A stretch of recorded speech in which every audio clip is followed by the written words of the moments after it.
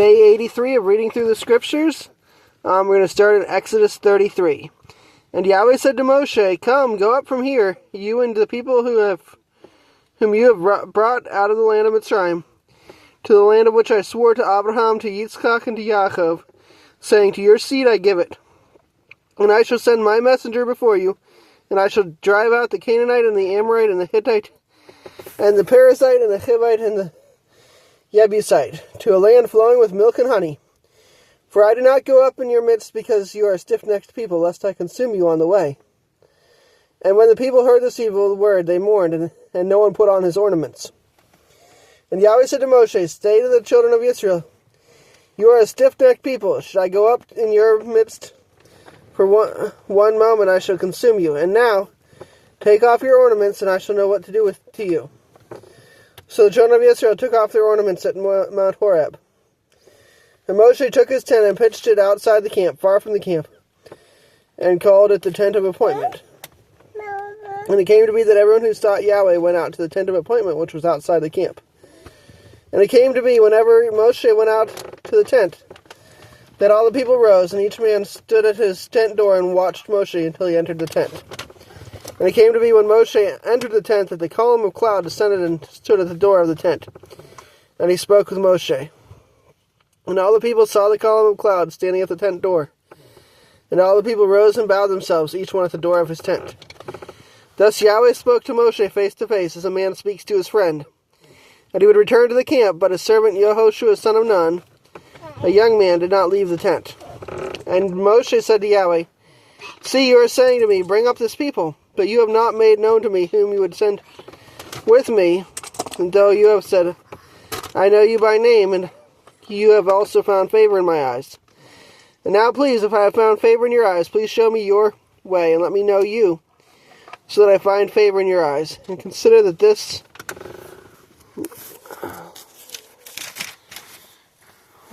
nation is your people." And he said, "My presence does go, and I shall give you rest."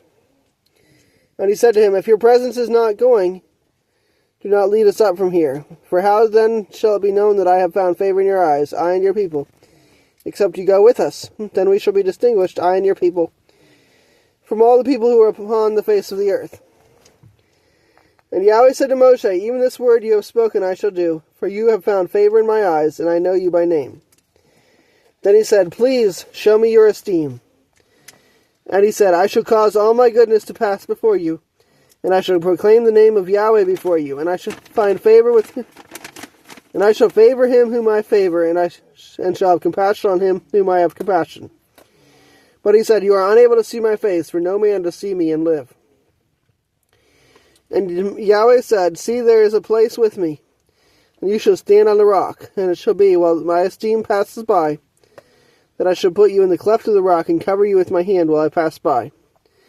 Then I shall take away my hand, and you shall see my back, but my face shall not be seen." Sounds like an interesting chapter for tomorrow. Our next chapter is Jeremiah 17. "The sin of Yehuda is written with a pen of iron, engraved with the point of a diamond on the tablet of their heart, and on the horns of your slaughter places.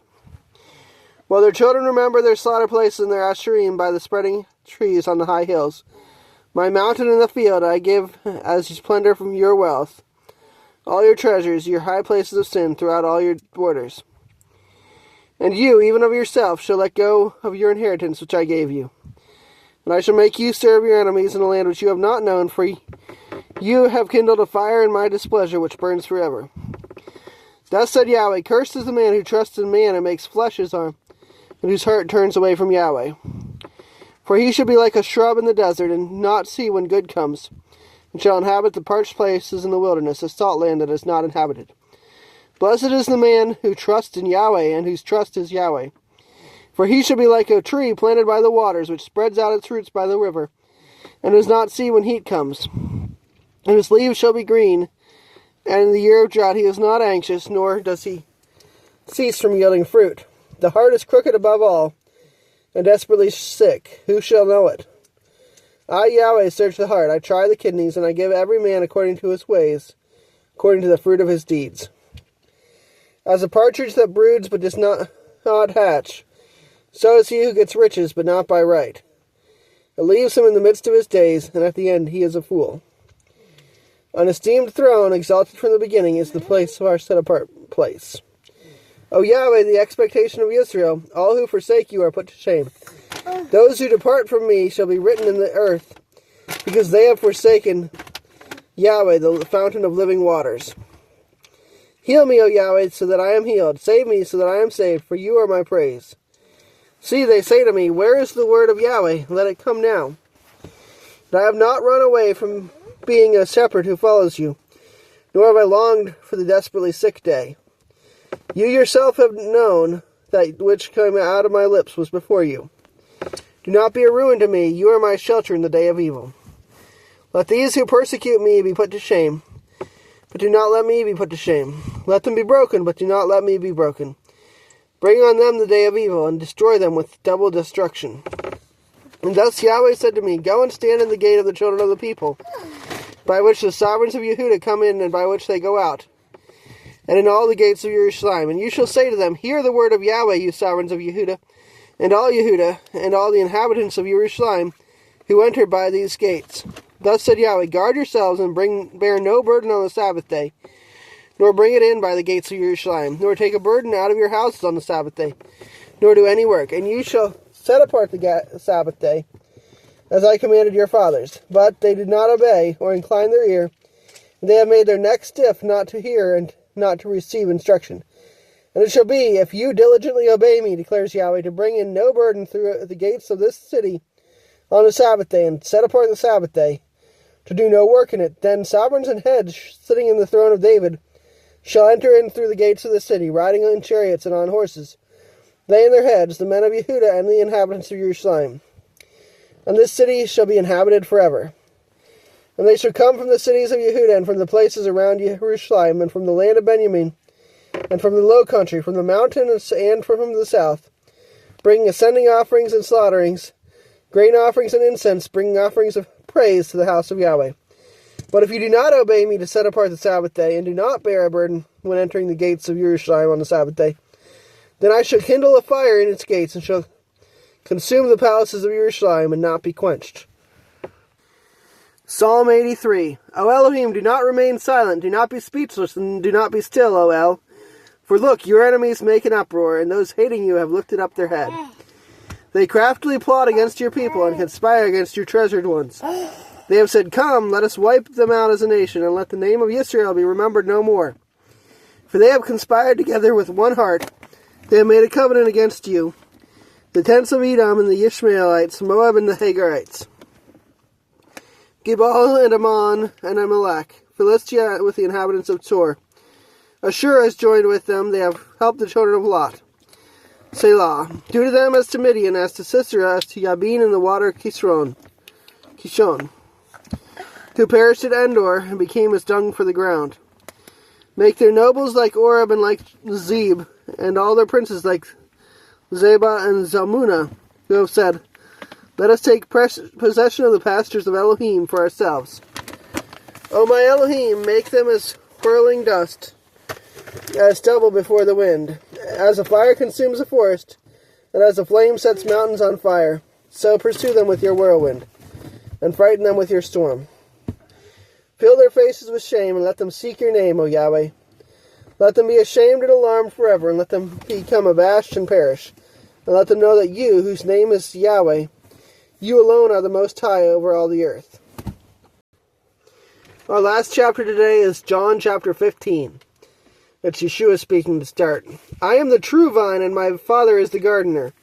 Every branch in me that bears no fruit he takes away, and every branch that bears fruit he prunes, so that it bears more fruit. You are already clean because of the word which I have spoken to you. Stay in me, and I stay in you. As the branch is unable to bear fruit of itself, unless it stays in the vine, so neither you, unless you stay in me. I am the vine, you are the branches. He who stays in me, and I in him, he bears much fruit. Because without me you are able to do naught. If anyone does not stay in me, he is thrown away as a branch and dries up. And they gather them and throw them into the fire, and they are burned.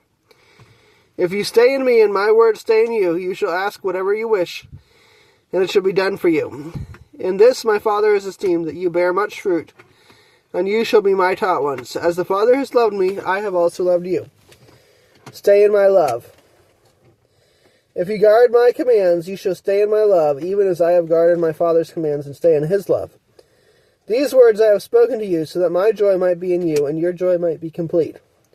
This is my command, that you love one another as I have loved you.